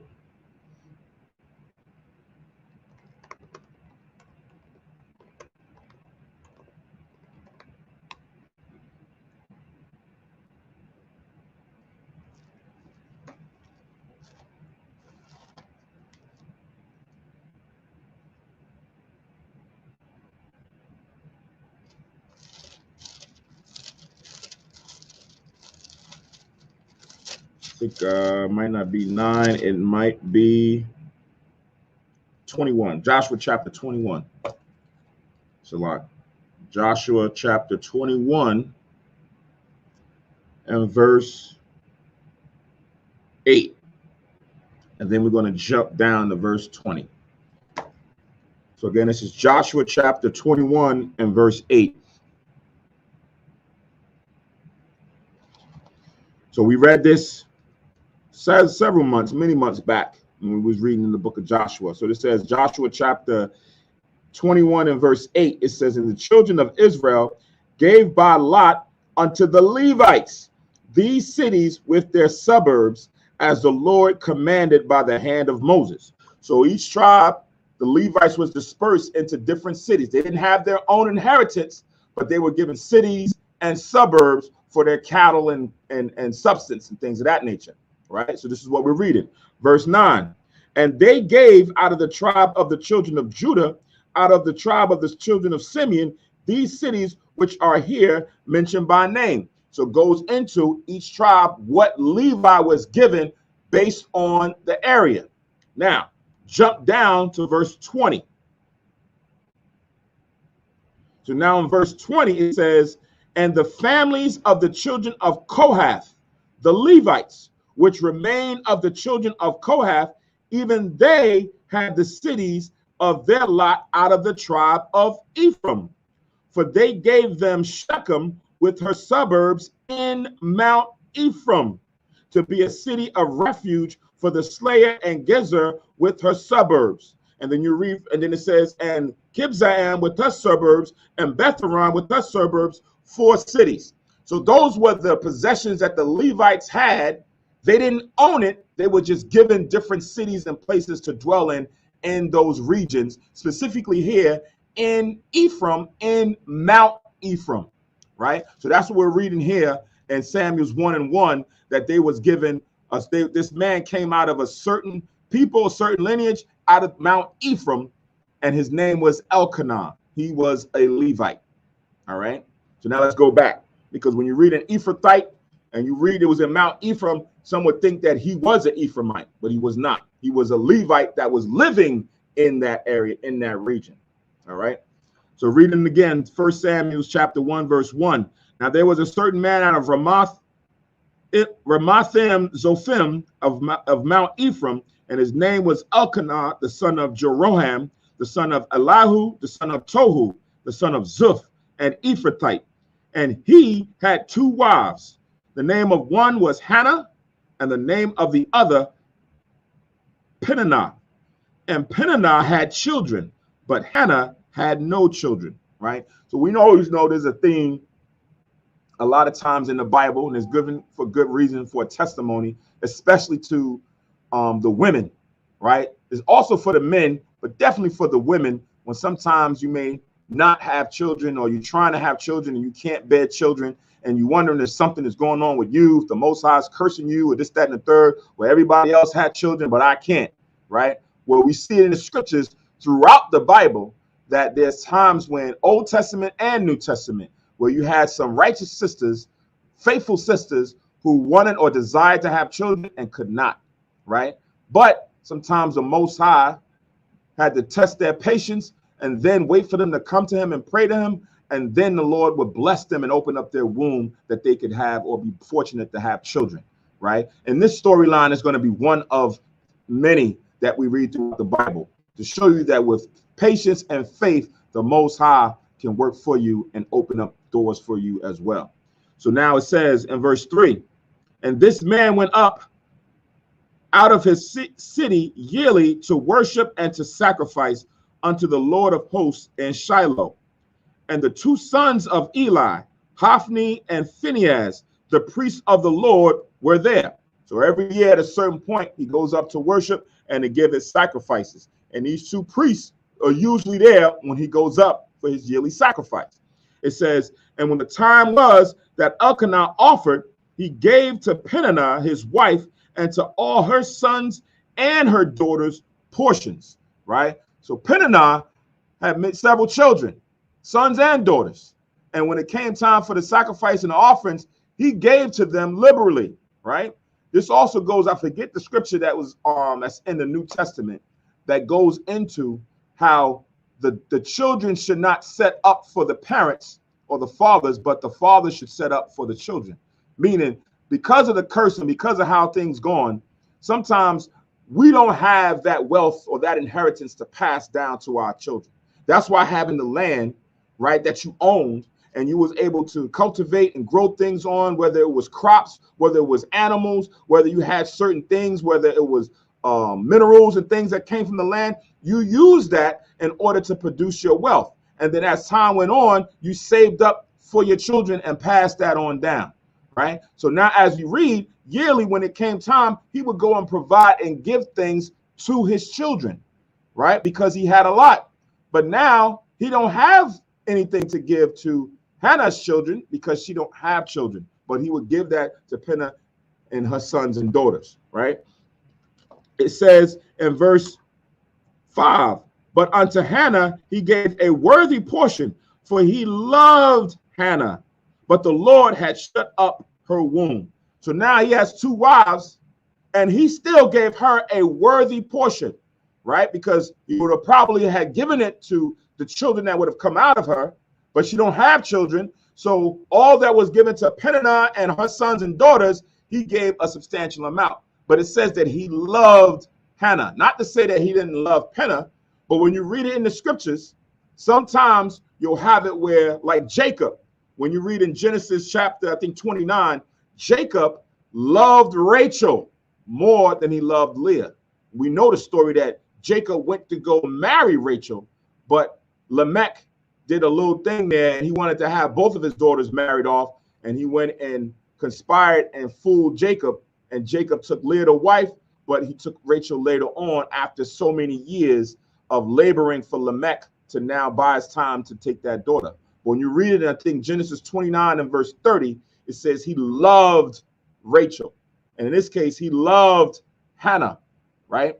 But even though he loved Hannah, the law states that Peninnah, all that was given to her as a duty of as a wife, none of her stuff diminished, right? Her food, her raiment, her shelter, everything she was taken well care of.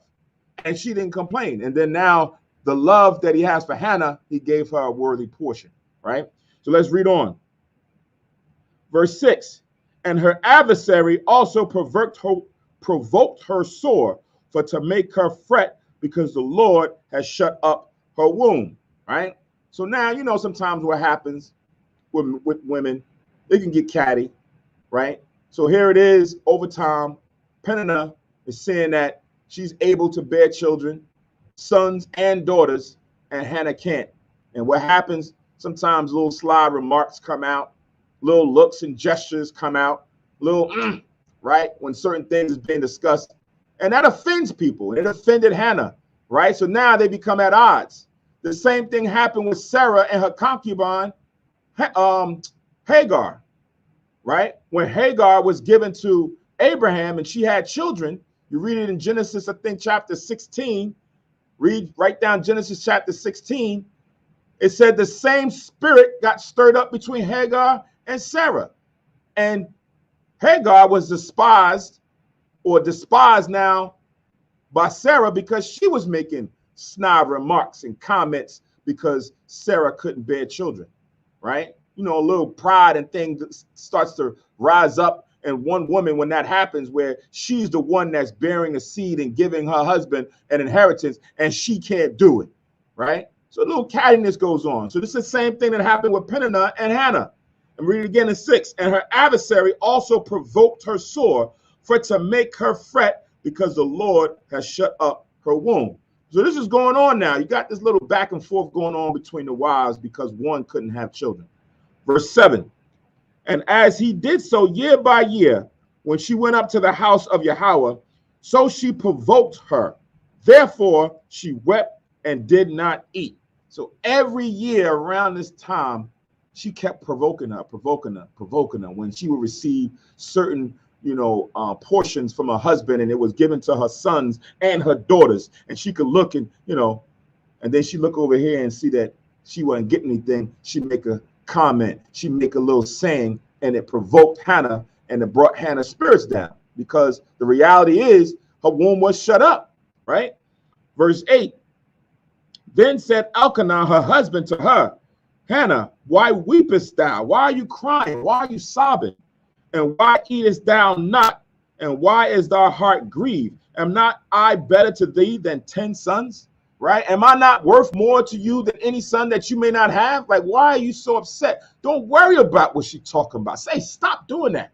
Right? He probably got on her, stop saying that. But over time it may stop, and then it continues on later on.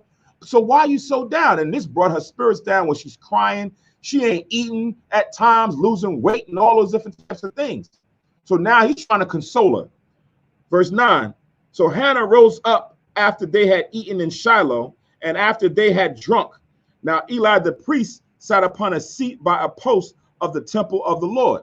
So over time, she got herself together. Because remember, they left where they was at Mount Ephraim to go up to go and do their yearly sacrifice. So they're there in Shiloh where they was doing their offerings, right? So now time is about, or opportunity is about to present itself to Hannah, right? It says, verse 10, and she was in bitterness of soul and prayed unto Yahweh and wept sore. And she vowed a vow and said, O Lord of hosts, if thou wilt indeed look on the affliction of thine handmaid and remember me and not forget thine handmaid, but wilt give unto thine handmaid a man child, then I will give him unto the Lord all the days of his life, and there shall no razor come upon his head, right? So in her bitterness, she just wanted to have the ability to raise up a son for her husband, Elkanah, right? And time is going on. This is not like one occurrence. This is happening yearly. And all of them are going up. And when they go up, this thing happens. So now she's at a point where if she can be just remembered by the Lord, or fortunate or blessed by the Most High, that she can bear a son, a man child, through her husband, where it could remove all this nonsense that she was dealing with Peninnah, that she would dedicate and give him over to the Most High, right? That's the vow that she made between her and the Most High, right? She would now give over her son to the Lord. He would not be hers, or he would not be theirs. It would be now dedicated to the Lord, and he would be there in the priesthood with the rest of the Levites according to the law, right? So now let's read. It says in verse 12, and it came to pass as she continued praying before the Lord that Eli, who was one of the priests that was there, him and Phinehas, marked her mouth, right? So now what's going on, she's praying, and as he's in the vicinity, he's watching and observing her praying, and he's watching her mouth. He's marking her mouth. So what she's doing, she's praying, because sometimes you got people who will just pray in their mind, and you don't know they're praying. And then you have others that are praying, their lips are moved while they're praying. They're not speaking it loudly, but their lips are moving, and they're speaking it way under their breath. So this is what she's doing, and he's seeing it happen, right?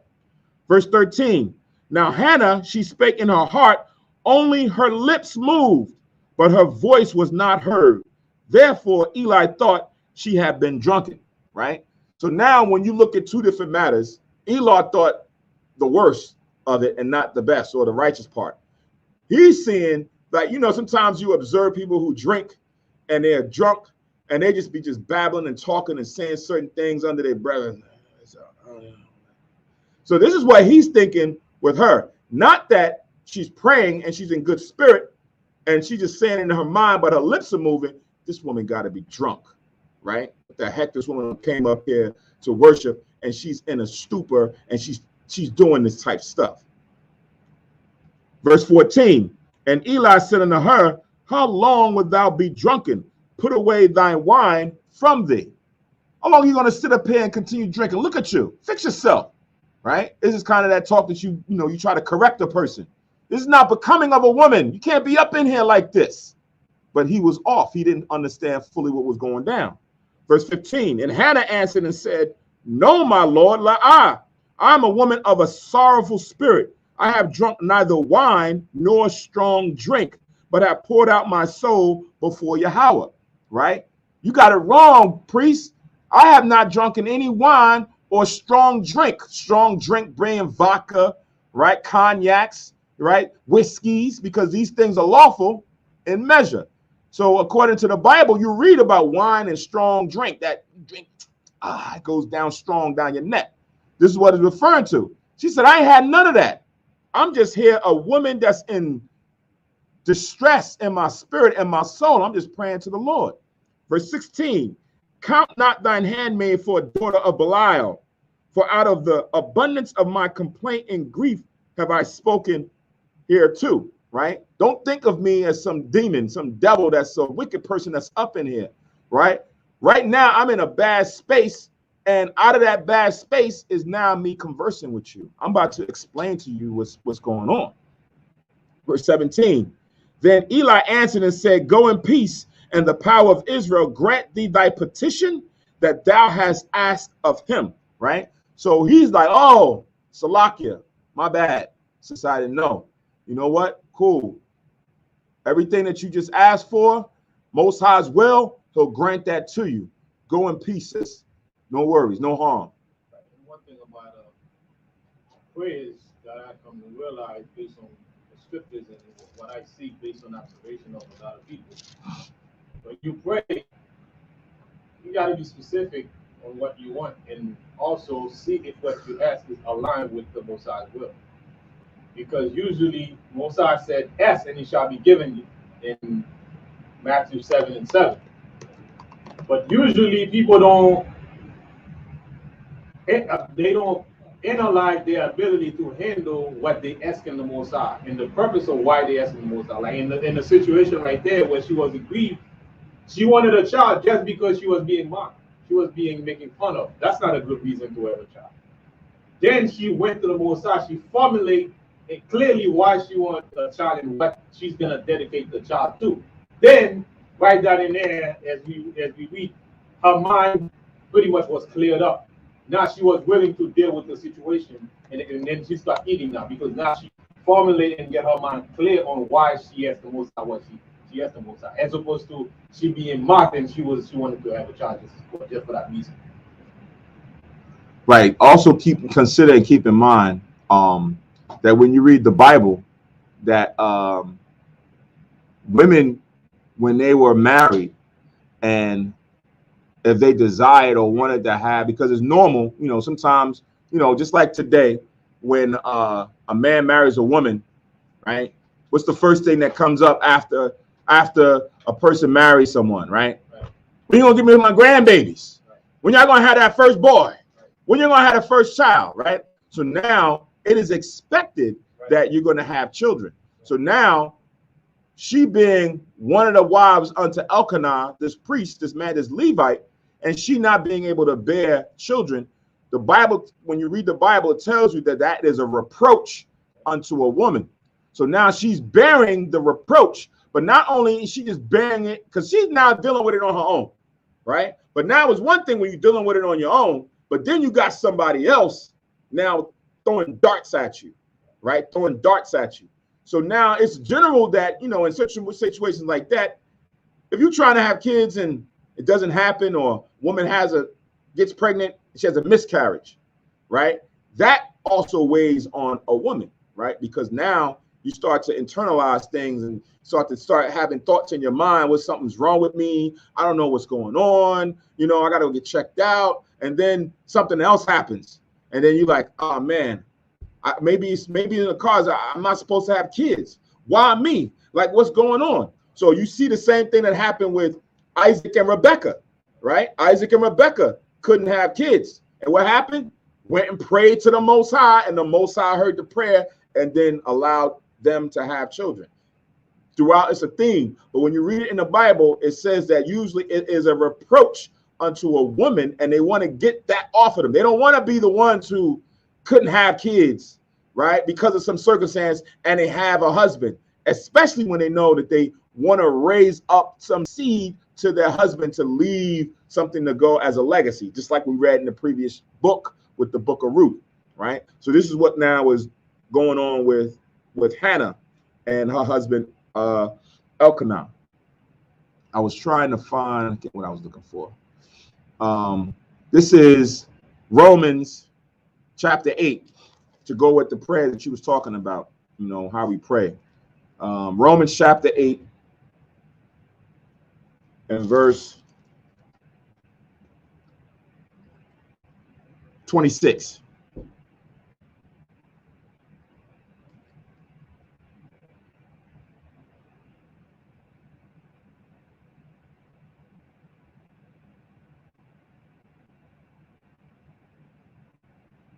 So now Romans chapter 8 and verse 26 says this.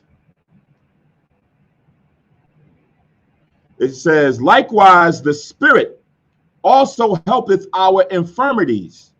For we know not what we should pray for as we ought, but the Spirit itself maketh intercession for us with groanings which cannot be uttered. And he that searcheth the hearts knoweth what is in the mind of the Spirit, because he maketh intercession for the saints according to the will of God. And we know that all things work together for good to them that love Yahweh, to them who are called according to his purpose. So sometimes when we're going through certain things, those who love the Most High, those that know the will of the Lord and they're trying to do it, there's certain things that you may be going through that you need. The Most High will have the Spirit or the angels make an intercession for you. It tells you that the angels bring the prayers of the saints up with the incense burning before the altar to the Most High, and they present it. So certain things that the Most High has in store, the Spirit knows what it is that needs to be done. And they're the ones that carry that message to the Father. Here's his brother Pequod, and he's praying for, he needs money, right? And in your mind, it's money that you need for whatever, the business, this, that, and the third. But the Spirit knows it's not that you need money just for the business. It's not that you need money just for the milk or whatever. You need money for something that you don't even know is about to transpire. Most High, remember you already had told us that this was going to happen in 2.5 years? He's now coming to you and praying for these things. We know what it is he needs. So we're going to now provide that to him, what he needs, not what he wants, but what he needs. And the Spirit knows exactly what it is that we should ask the Most High. So they're like that intermediate person, like, you know, just like somebody saying, hey, can you go talk to such and such for me? For what? I need this, that, and the third. And it's like, all right, I heard everything he said. Like, I'm going to leave that part out because I ain't telling him what that part is. But this part here, all right, I got it. And he goes and conveys the message in a manner that's going to be acceptable to the person that he's talking to. That's what the Spirit or the angels do for the saints, those who love the Most High, those who follow the will of the Most High. That's how it operates. Right. It's just like in James 3:5, we ask and we receive not because we ask amiss. Just like you're saying, you don't know exactly how to formulate what you want. Right? You have an idea of what you want, but you doesn't know how to put it in priorities. So let's say if you say I need money, but really money is part of it, but before I get the money, I got to get the patience first. Mm-hmm. So now the Spirit knows that you need the money, but in the order of how you're going to get the money, you got to get the patience so you know when you get the money, so you know what to do with it. So the Spirit will arrange, you know, the thing in order in how it should be presented to to Yahushua, and then Yahushua presented to the Most High, and then boom, everything is in order. It's like you don't know exactly how to put it, right, in a way where it's acceptable. The Spirit will arrange it. You need money, but it's not money first. You need patience, you need a plan, you need to rearrange it. Then the Spirit take everything that you ask together and then put it in order. But the explanation of what you want and what you're going through is in your mind. You just don't know how to arrange it properly so that the Spirit can think that the Spirit just put it in order and how it should be formulated. Good. All right, so let's go back to 1 Samuel. We have verse 18 now. 1 Samuel chapter 1, verse 18. It says, and she said, let thine handmaid find grace in thy sight. So the woman went her way and did eat, and her countenance was no more sad, because now she feels that she has the blessings from this priest, that the Most High, she done laid it out there, prayed to the Lord. This priest is now saying, you know, Most High grant you your petition, go in peace. So she feels good that and confident the Most High is going to see fit. Verse 19, and they rose up in the morning early and worshiped before the Lord, and returned and came to their house to Ramah. And Elkanah knew his wife, and the Lord remembered her, right? So now after they finished doing their worship and prayers, they now came back home in Mount Ephraim to their own house in Ramah. And during that period of time, Elkanah went in and knew his wife, meaning had sex with his wife. That's what the word knew means in context when you read it in certain portions of the Bible, because knew may mean knowledge, and knew also means sex. And this is what happened. They had sex and she conceived. It says, that she bare a son, and she called his name Samuel, saying, because I have asked him of the Lord, right? Samuel, or in the Hebrew, Shamwa Allah, right? Asked of Yahweh, Shamwa Allah, right? That's what it says in Hebrew. So now here it is. They come back. Elkanah and Hannah have sex, sleep. In a matter of several weeks or so, she's late. She realized, yo, I'm pregnant. The Most High has heard my prayers, right? And she had already determined that she's going to name the son Shamuel or Samuel, because that was the circumstance by which she was now blessed. That's sometimes a theme in the Bible, that names come from circumstances, right? The names of certain men or women are derived around the circumstances at times when they were conceived, right? You read that all the way back, going even to Eber of the past, when it comes to history, culture, and language, where we get Hebrew from. It's the language of the past, and it goes into what was happening back that time during the time of Tower of Babel, when the languages got, everyone took different languages, right? The Most High did a thing on the nations, and everyone started to speak different languages. And because of that, this man Eber, his name was given that, because for in his days those happened. All right, so this is now the theme when you read in the Bible. Verse 21.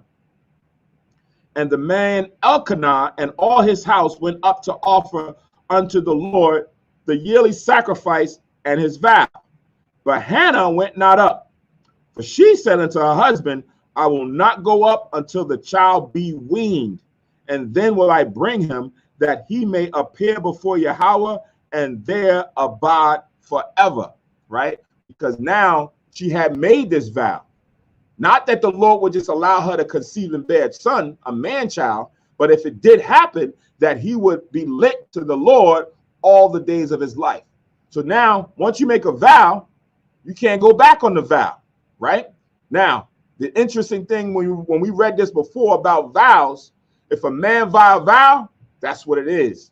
But now for woman vows a vow, it's left up to the father or her husband to retract it or sustain it, right? It's left to the husband or the father, where she's dwelling, who she's being with, that they could deny it or sustain it, meaning affirm it.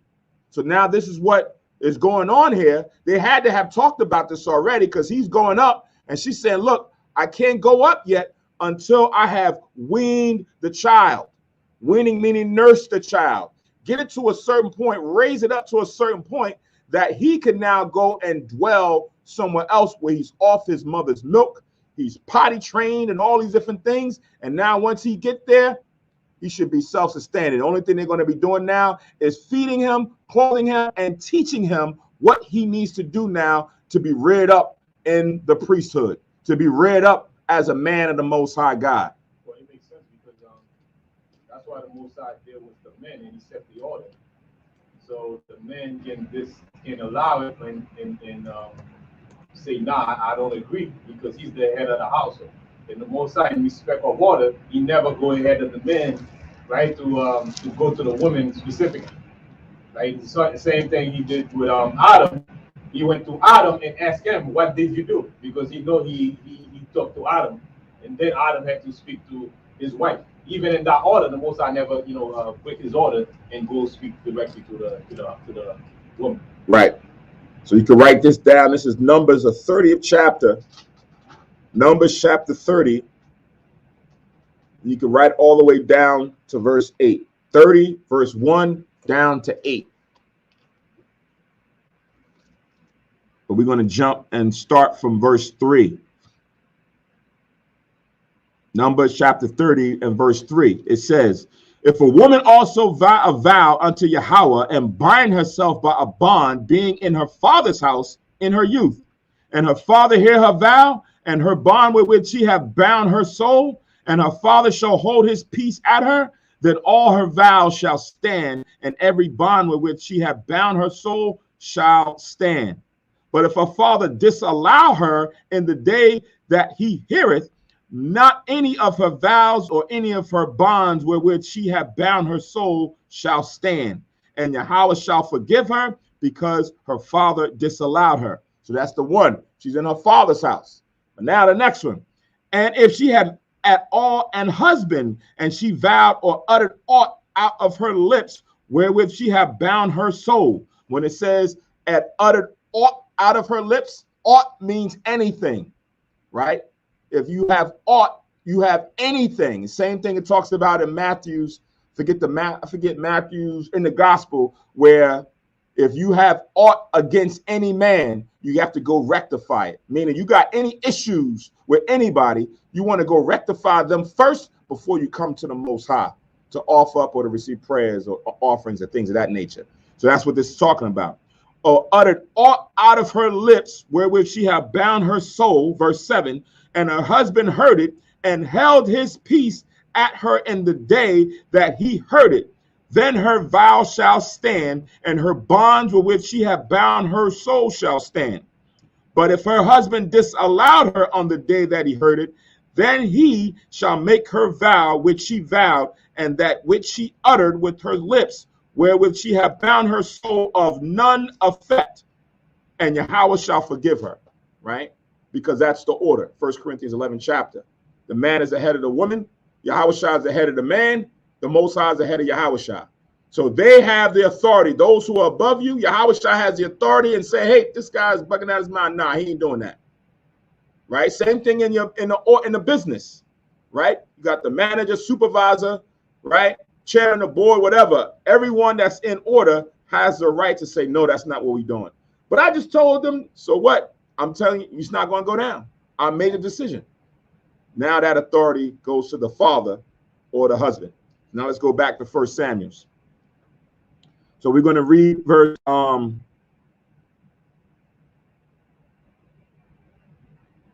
going to reread verse 22 again. But Hannah went not up, for she said unto her husband, I will not go up until the child be weaned, then will I bring him, that he may appear before the Lord and there abide forever. And Elkanah her husband said unto her, do what seemeth thee good. Tarry until thou have weaned him. Only the Lord established his word. So the woman abode and gave her son suck until she had weaned him. So there you go, right? Elkanah said, all right, if that's what you want to do. He had already sustained her vow, right? He was not in opposition to what Samuel being given over to the priest according to what she prayed in the previous year.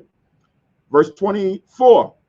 And when she had weaned him, she took him up with her with 3 bullocks and 1 ephah of flour and a bottle of wine, and brought him unto the house of the Lord in Shiloh, and the child was young, right? So he's a youth at the time that he's being brought up, right? You can surmise and estimate maybe 2, 3, 4, whatever amount of years old. He was a young child, but he was still able to now take orders and take correction and things of that nature, because he's weaned, he can eat solid foods, he can go here and there, he's potty trained, all of that. All right, go with them, right? Go with them. He's probably looking back like, Mom, but where am I going? Hey, go with them. They're going to take good care of you. Don't worry about it, right? And she most likely had explained these things to her son over time before even taking him there, which would have been, of course, a wise thing to do. Verse 25. And they slew a bullock and brought the child to Eli. And she said, O my Lord, as thy soul liveth, my Lord, I am the woman that stood by thee here praying unto the Lord. So she had to reintroduce herself to the priest, because he probably seen different people coming and going over the course of a year or two, right? So when she came back, she had to remind him, priest, remember me? I was the one that was standing by over there that time a few years ago, and you marked my lips and you thought I was drunk. And so he had, oh, yeah, I remember you. Oh, look. Oh, so he's now seeing that what the sister had prayed for is now come to pass, right? Verse 27, for this child I prayed, and the Lord hath given me my petition, which I asked of him. Therefore also have I lent him to the Lord. As long as he liveth, he shall be lent to Yahweh, and he worshiped the Lord there, meaning he stayed there and was with the Most High and never went back to Mount Ephraim to live with his parents Elkanah and Hannah and his other mother Penuel and his siblings. He stayed there until the time when he became his own prophet or man of the Lord and go out and deal with the people. All right. So that concludes 1 Samuel, the 1st chapter, and also Ruth, the 4th chapter, which will conclude today's Sabbath service lesson. We will be in the New Testament next week. I do not remember off the top of my head because I don't know if the schedule went out where we at in 1 Corinthians. If anybody is on the chat remembers, let me see. I can go find out real quick. Bear with me.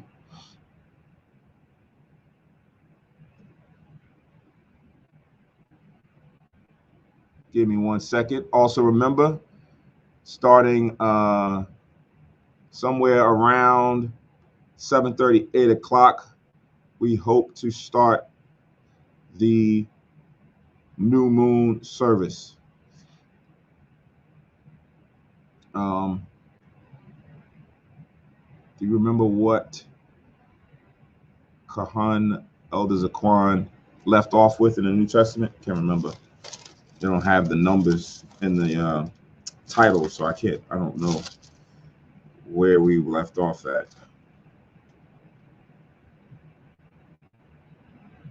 Do you know, Khan Nabi, I put it out? No, you didn't?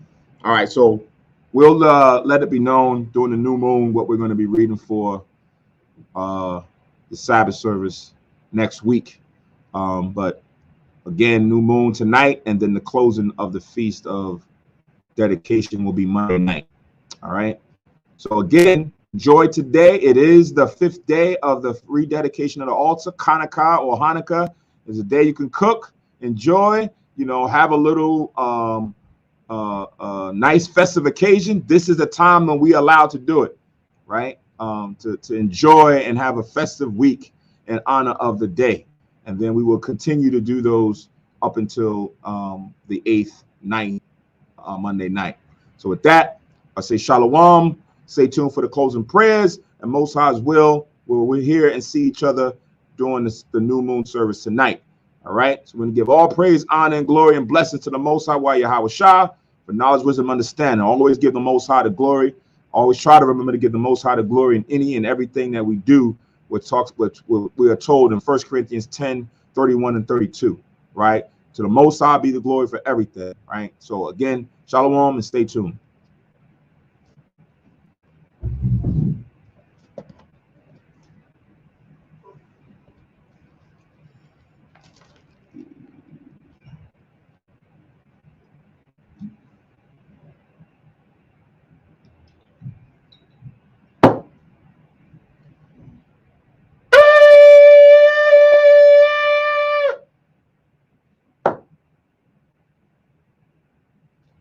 Barakatha Yahweh, Ba'ashem Yahweh Shai, Asherah, Natalanawa, Par, Yahagapin, Thawada Amun, La Yahweh, Ba'ashem Yahweh Shai, Ath, Yasha Allah.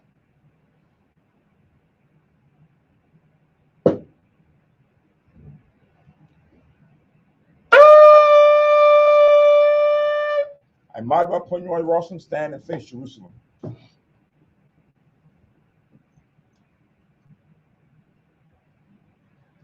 Closing prayer.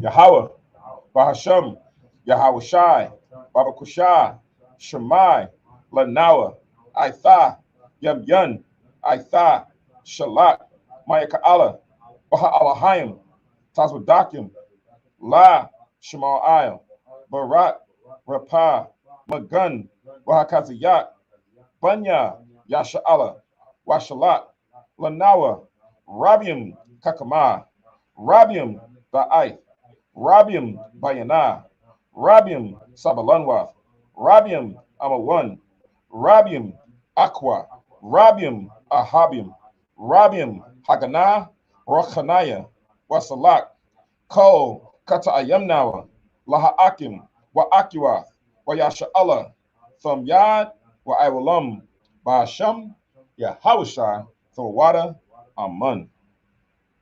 Most High, in the name of Christ, please listen to us now, right now. Send Michael and the righteous powers of angels to watch over, bless, heal, protect, and make strong the children of Israel.